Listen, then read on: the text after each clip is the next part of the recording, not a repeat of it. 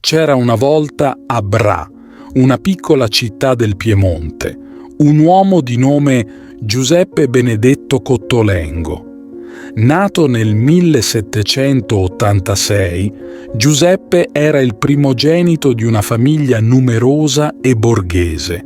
Fin da piccolo, sua madre gli insegnò l'importanza di prendersi cura di coloro che erano meno fortunati. Si racconta che a soli 5 anni Giuseppe misurava gli spazi della loro casa, sognando di trasformarla in un rifugio per accogliere quanti più malati possibile. Nel 1802 Giuseppe iniziò a studiare per diventare prete, un percorso che dovette seguire da solo a casa a causa della chiusura del seminario durante le guerre napoleoniche. Divenne sacerdote nel 1811 a Torino, una città che avrebbe poi giocato un ruolo cruciale nella sua vita.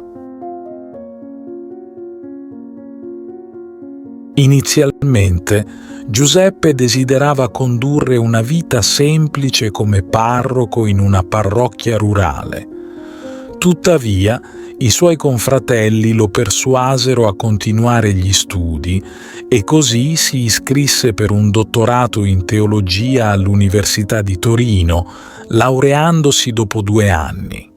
Tornato a Bra, non passò molto tempo prima che fosse chiamato a servire come canonico nella Basilica del Corpus Domini a Torino.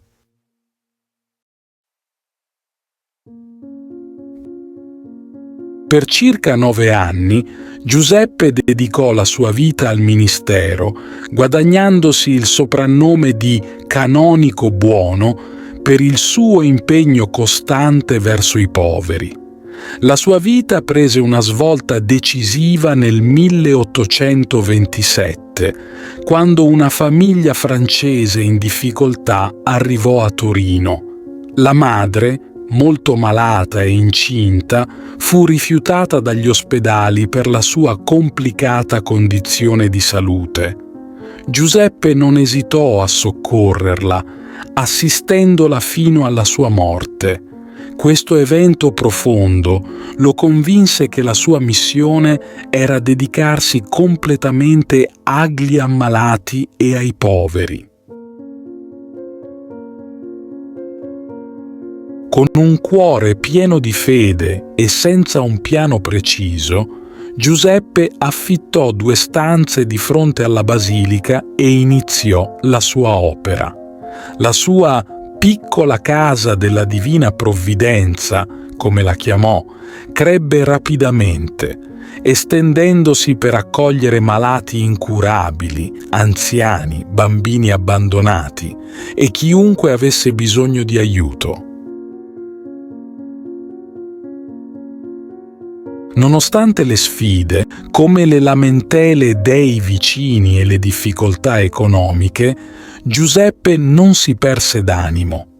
Si affidò completamente alla provvidenza, convinto che Dio avrebbe fornito ciò di cui aveva bisogno. La sua devozione verso la Madonna e San Vincenzo de Pauli lo guidò in ogni passo, spingendolo a espandere sempre più la sua opera. Giuseppe passò i suoi giorni curando non solo le necessità fisiche dei suoi pazienti, ma anche quelle spirituali e emotive, insegnando loro a ritrovare la fiducia in se stessi e in Dio.